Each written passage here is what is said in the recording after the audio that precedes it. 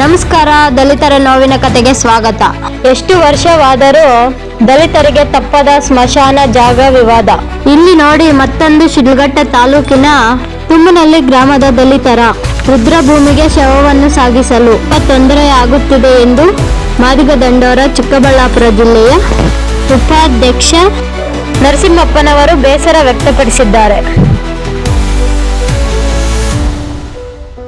ನಾವು ಊರಲ್ಲಿ ಯಾವ ಊರು? ತುಮ್ಮನಹಳ್ಳಿ.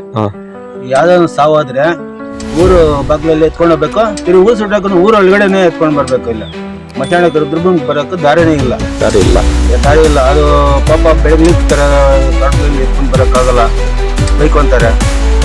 ಅವರು ಎಷ್ಟು ದಿವಸ ಅಂತ ದಾರಿ ಬಿಡ್ತಾರೆ. ಯಾಕೆ ತೊಂದರೆ ಮಾಡ್ತಾ ಇದಾರೆ? ಇವಾಗ ದಾರಿ ಇದೆಯಾ ಬೇರೆ ಕಡೆಯಿಂದ ಕೆಳಗಡೆ ದಾರಿ ಇದೆ, ದಾರಿ ತೆಗ್ದಿಲ್ಲ. ಎಲ್ಲ ಮನೆಗೆ ಕಟ್ಕೊಂಡು ಎಲ್ಲ ಇದು ಮಾಡ್ಕೊಂಡು ಒತ್ತುವರಿ ಮಾಡ್ಕೊಂಡು ನಿಮ್ಮ ಹೆಸರು? ನಿಮ್ಮ ಹೆಸರು? ನರಸಿಂಹಪ್ಪ, ಮಾಹಿತಿ ಜಿಲ್ಲಾ ಉಪಾಧ್ಯಕ್ಷರು ಮಂದಕೃಷ್ಣ ಮಾಡಿ. ಅಲ್ಲ, ಇವಾಗ ಮನೆಗಳು ಕಟ್ಕೊಂಡಿರೋ ಹತ್ರ ಏನಾದ್ರು ಜಾಗ ಇದೆಯಾ ಎತ್ಕೊಂಡ್ ಬರಕ್ಕೆ? ನಕಾಶಲ್ಲಿ ಇದೆ. ನಕಾಶೆಯಲ್ಲಿ ಇದೆ.